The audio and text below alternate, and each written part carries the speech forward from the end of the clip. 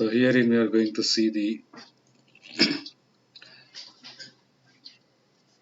X-ray diffraction and the neutron diffraction and a comparison, comparative analysis of that. But first, let me ask you, what is the basis of this diffraction? So it is connected with light. You got three phenomena: refraction, okay, reflection, and diffraction. I think it's very clear. Refraction is the symbol that we use for mu equal to sin I by sin r, in which we see the angle of refraction when light bends when it passes through the denser medium to lighter medium or rarer medium to denser medium. Reflection is a complete phenomena which we see in the mirror, and it's a literal meaning also there. Everything that falls is reflected back, nothing is absorbed. But in the diffraction, you got to see it in terms of the phase. Okay. For that, we must possess a knowledge of the waves also. Otherwise, it is very difficult to follow up. Okay. So let me explain what these waves are.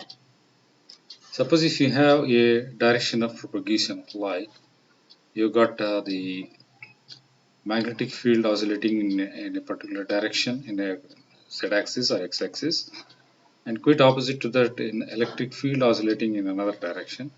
So if these things are perpendicular to each other, then we call it as the transverse waves. Transverse plane waves form different sources and can interfere when their paths overlap.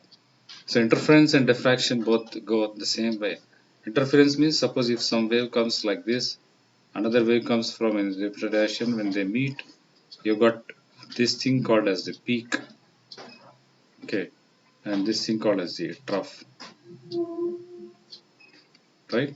So when peak and peak meet, peak plus peak meet, they enhance the signal and they give a magnified or amplified signal. But when peak or crest, we call it as crest also, plus trough meet, they cancel each other. They cancel each other. That is what is shown here in the output section. So here you see both the phases are meeting there. This one and this one is meeting. So you get some very good resultant peak here. But in this case, you are seeing that this phase is meeting with a trough. The peak is meeting with a trough. So as a result, there is no signal there, and you don't get any amplification or anything. So that we call it as the destructive interference when they cancel each other. When they enhance, we call them as a constructive interference. So this is only connected with what we should know about the phase. The phase, you should have an idea of what a phase is. A phase is, for example, in homes we have got AC signal in which we call it as plus 230. We call it as a phase, and it is always given a single plus 230. So it oscillates. The electrical field oscillates in a particular plane. It doesn't change. And if you can change it, you say that the plane of oscillation, if you can change it, you call it as the change in the phase. So you can get the partially destructive and a partially constructive phase also. So that is also shown here in the last part of the paragraph. So you need to remember this one. It's very essential that you remember the phase. So we are going to see how the phase is affecting the outcome of the diffraction patterns. In the diffraction experiments, what you use is a source of light is used, source of any ray is used. It's passed through the crystal, and then after it passes through the crystal, the waves are analyzed. Waves are analyzed. If these waves are analyzed, you can see the pattern in which they are there. So here is a very basic experiment. I think you are aware of what you call it as a grating. Say physics experiment in which you have a glass and you make some opaque, it's a quite opposite of transparent opaque linings using the diamond, so that you get two different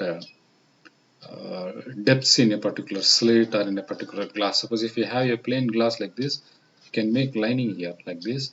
These linings, are carved out in the glass surface. As a result, they make some dents or patches, and the light that passes through the surface is different from the light that passes through these gratings. So the outcome is a constructive or destructive interference. Interference patterns can be produced at different gratings. Regularly, you call them as slits. This is the slit there that I have made. Okay, so the slit and the surface, they make two different surfaces and are able to interfere with the waves that are there. So as a result, you see some different phases, change in the phases, and these phases interaction will give a different results. So you got to read this just for your information. You can see that it's based on the kinematic theory of diffraction, where R is greater than D. D is interplanar distance, and it varies depending on the type of the crystal you are going to use. And here is the D that is mentioned here, right? So the distance, it's able to decide based on the angle in which you put the waves there. If you change the angle, the output also is kept changing. So conservation of energy in the scattering process is also there. A one scattered beam does not rescatter. So let us go into the next very important aspect of the Bragg equation.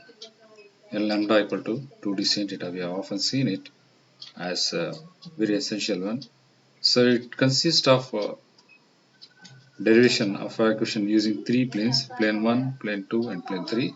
So let us suppose this as some crystals. Say for example you are taking everything as a lithium crystals or lithium chloride. So you have lithium chloride alternate. And the next thing is having chloride lithium like this. So the size of the chlorine atom is different. It's larger one, and the size of the lithium is smaller one. Any wave that comes and interacts with this will be interacting differently than the wave that comes here because of the size. Larger size is there. If all of them are the same size, the diffraction pattern is quite same. But if they are different size, the interaction is a bit different. Here you see you have got a wave there. Both these waves are of the same wavelength. This and this both are same wavelength. They come through this direction.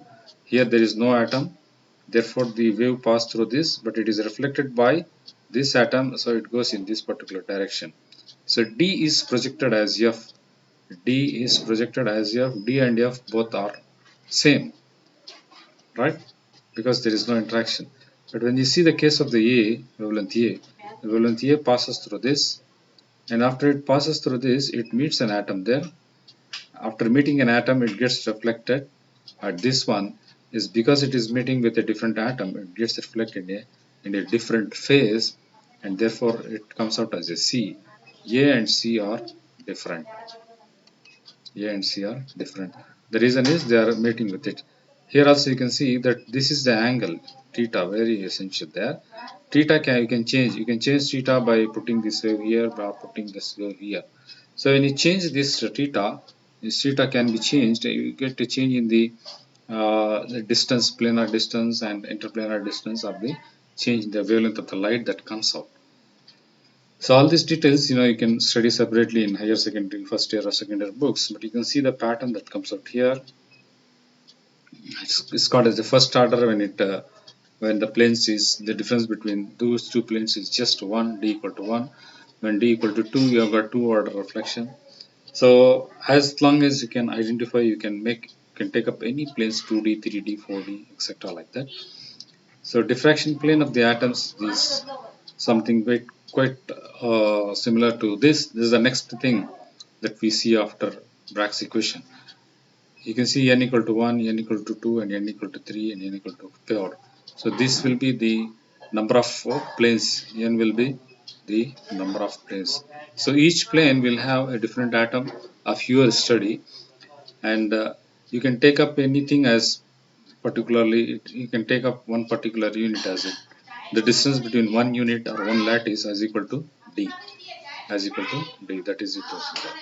So if the path difference between planes A and B is lambda, between A and A, this and this is 1/4 of that, so it is given as lambda before. If the path difference is between A and B is 2 lambda, that is the twice the wavelength of the lambda. So you need to see that the distance between these two planes, suppose if I just take it as 2 angstrom units, the wavelength of the light should also be of the order of the same, nearly 2 to 3 angstrom units. That is how it is able to measure. So if n equal to 2, the difference between A and B is twice that of the wavelength of the light that is there, then the phase difference will be in the lambda by 2. So again for the third layer it comes as n by 3, the fourth one as DC. So this is to say that you can have these lines in a varying degrees, in a varying pattern. They may vary and they may be the same, but they give you a different phase when the wavelength of the light is put into that. Now what is the angle going to have? The angle of interaction that you have seen, the angle of diffraction that we have seen is the light that comes here and then it gets reflected back. Okay, this is the theta angle that we are there. So you have an atom there. That atom you can consider as being in a particular plane. How many atoms will be in that plane? Suppose if you have a plane like this, you can have one atom here, you can have an atom here like this, another atom here like this, and that is what is being shown here. Plane 100, plane 110, plane 111. That is, this is x, y, and z. This is x, y, and z. This is x, y, and z. Here in this particular plane, x is encountering one atom, y is encountering another atom, z is encountering another atom. But in this case of this lattice second one, there is no atom in the z plane. Here there is no atom in the z plane. Here only atoms are there only in the x plane. So the simple example they have taken is cubic sodium chloride, and have measured that in different angles occupying the plane 100, 110, and 111. And you can see here how alternately they are here. So this one is chlorine, this one is sodium, this one is chlorine, this one is sodium, and sodium. So how you pass through these X-rays is given out by this scattering pattern. Now the atom that we can see is here, this one is atom. So let us suppose this one as the chlorine atom, and you can see the X-ray is passing through that. If X-ray passes through this, it passes through this, and it may not pass through that also, it may completely be deflected back. Okay, so X-ray beam, if you just change the angle, it may go in this particular direction. You call it as the grazing, simply grazing angle, or you can make it pass through like this in the top of this. Here this atom may have a distribution of the electrons all along. So the electron distribution is not very clear here, but any electron found here can repel the incoming X-ray radiation and it can scatter them. So this is how the atom is put. If the atom is dense with more electrons are reflected back and deflected back. You will get a different pattern. If the atom is not having much electrons, then there cannot be any scattering, and therefore as a result of that there cannot be change in the phase, and you can get a pattern like this. So that is left to the persons who are analyzing that. Now, what can we learn from a diffraction experiment? Are there the peaks? Yes, if there is a peak, it's a very crystalline sample. Which crystalline phases are present? Phase identification, database, and fingerprint patterns. Of this, we are going to have an analysis of this phase identification, as well as that is you need to have this L lambda equal to 2d sin theta there, and then fingerprint cases. In the fingerprint, whatever value you get, you can compare it with the previous value and conclude the atom that is present there. Just like what you see in IR spectroscopy, where you see 1710 as a particular region for absorption by the keto group. The same thing is here with the crystalline things also. How many crystalline phases are present? And relative amount of the phases, quantitative phase analysis is also there, but we are not going to study that. Crystal structure refinement, Again, crystal structure itself is a defined thing, size and strain.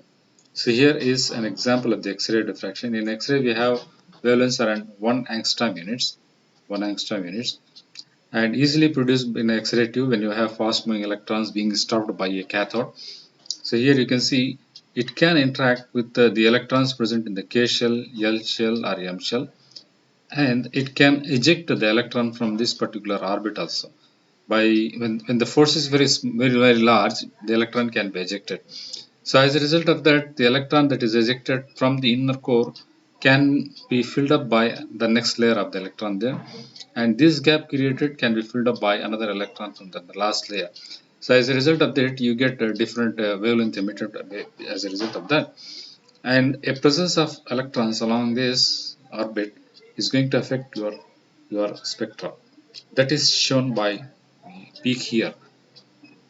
Okay, if there is a very large amount of electron, that electron repels the X-rays, so you get a very good peak there, and this peak is at about 200. So this is quite of the fingerprinting region. Fingerprinting means, for example, you can see that many instruments, there are about 300 X-ray diffraction techniques there. One of the technique is finding out the binding energy of a particular electron, that is the last electron. Suppose if you have a oxygen, it has got 8 electron. If you take the last electron's binding energy may be 220 electron volts. If you find a signal at 220 electron volts, it means that there is an oxygen atom present there.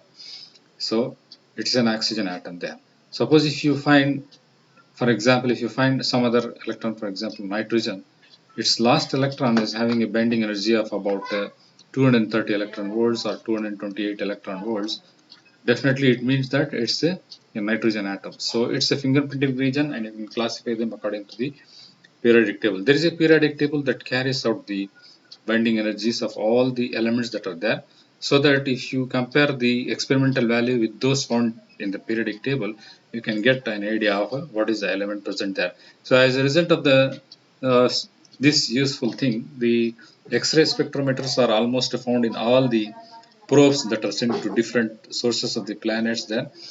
That is the different to different planets we send the probes to find out what are the elements present there. So depending on the peaks that are there, you can find out the elements that are there. So this way they are able to they are able to find the silicon or even oxygen, nitrogen on the surface of the planet Mars. Okay, so it makes very easier. Otherwise, it becomes very difficult to find out the presence of an element using the elemental analysis, particularly Geldar's method, which takes up 2 days to find out. But if you have X-ray diffraction pattern or X-ray pattern, you can find out easily.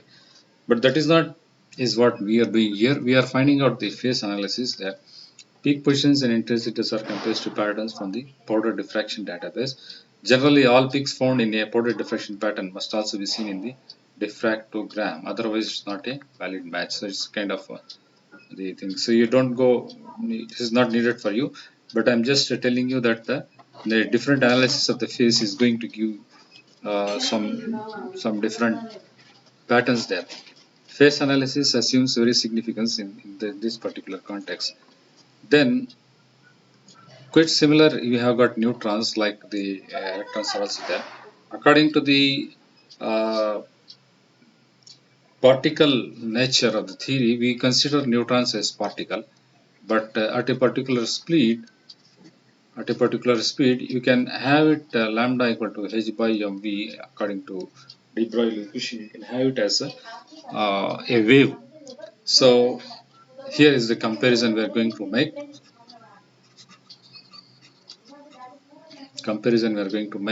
This comparison, neutrons and X-rays are compared. The first thing you are going to mention is the neutrons are not initially considered as waves; they are considered as particles. But at a very good speed, and when lambda reaches the Planck's measurable value, then the neutrons have the wave properties. As X-rays and neutrons also have a wavelength on the order of the atomic scale. Atomic scale means, what is the distance between two atoms.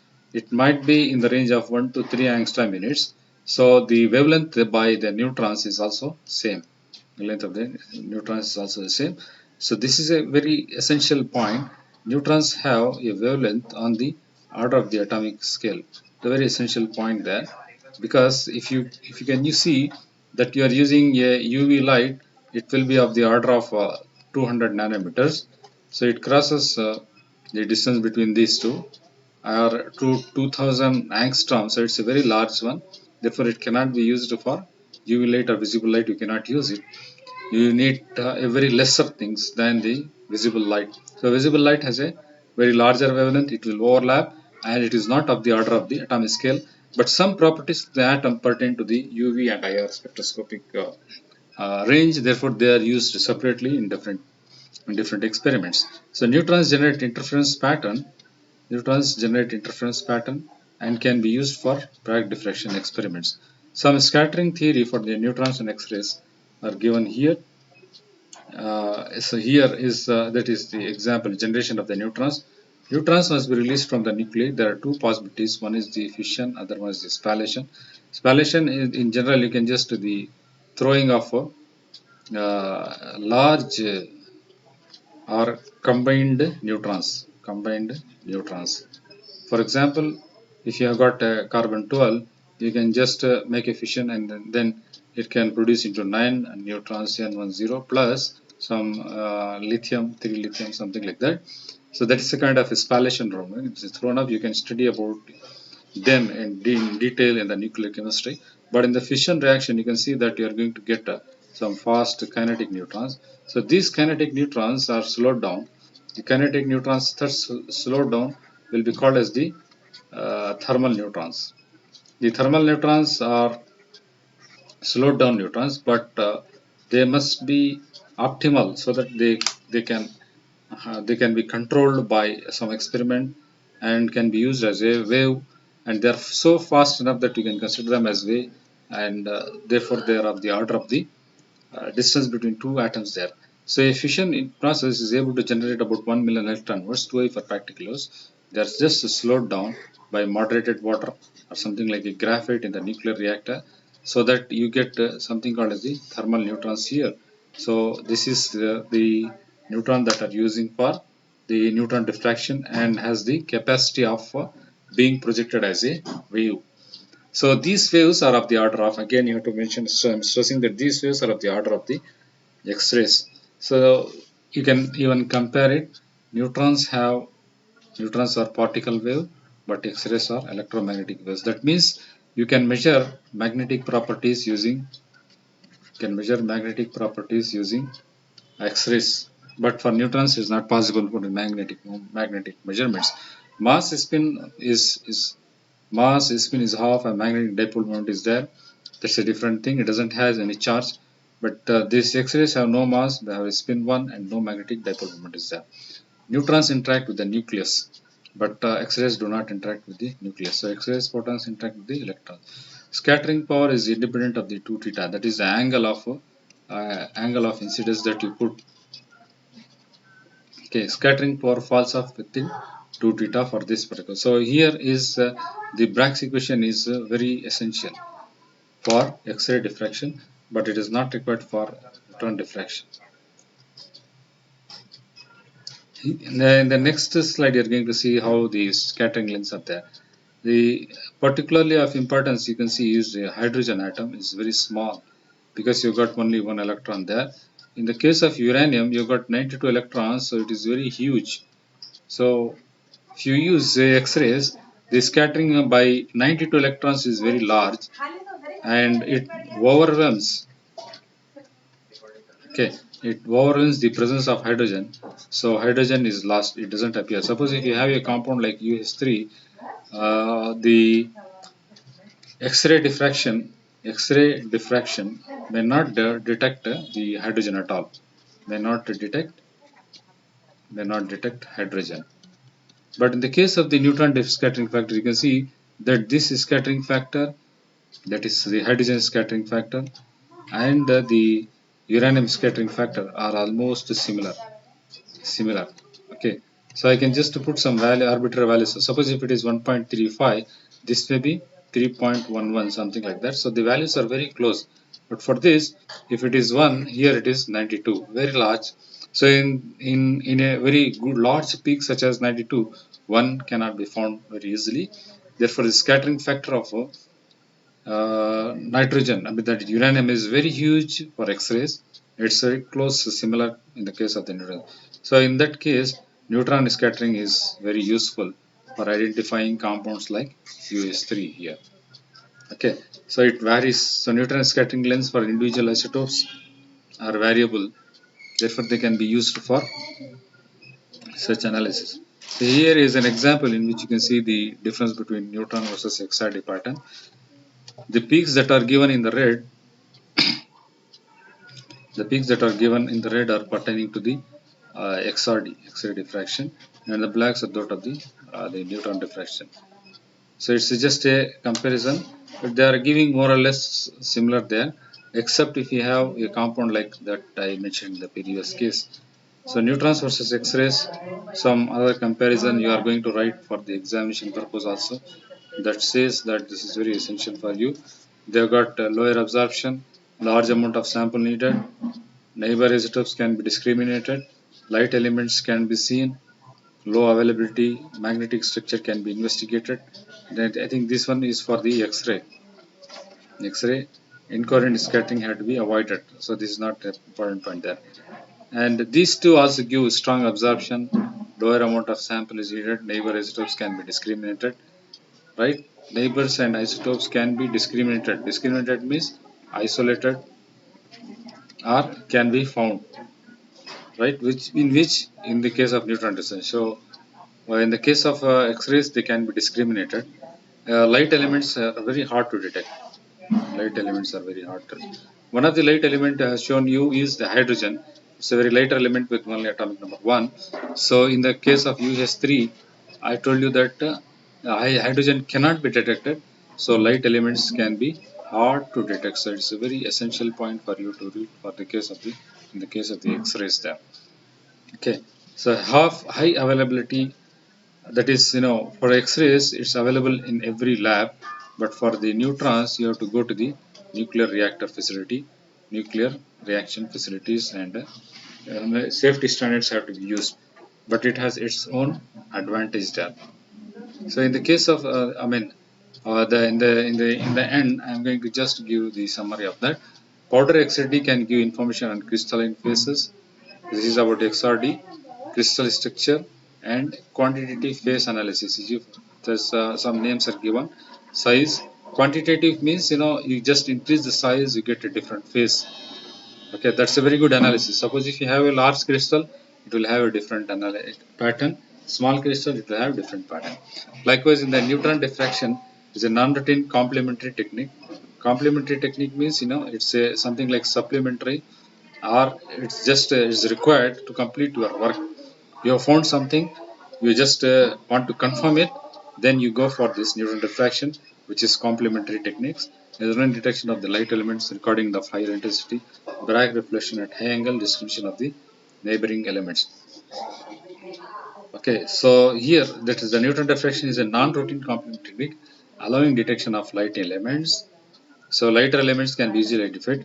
Recording of higher intensities, Bragg reflection at high angle. Bragg equations is the equation is applicable for all the diffraction, whether you use electron diffraction, neutron diffraction, or X-ray diffraction. The angle is very much dependent on the output is very much dependent on the angle. So that is what is being said there. So I think we give you a summary of what can be done using the X-ray diffraction and neutron diffraction. A very important point is the location of the hydrogen in the presence of a huge compound such as uranium, and that can be done with the case of the neutron diffraction only. And in the case of X-ray diffraction, it's possible to find out the magnetic properties because of its charge nature. Neutron is neutral. So these are some best things. Go through this. You'll study in detail more about this in the next class. Thank you for joining.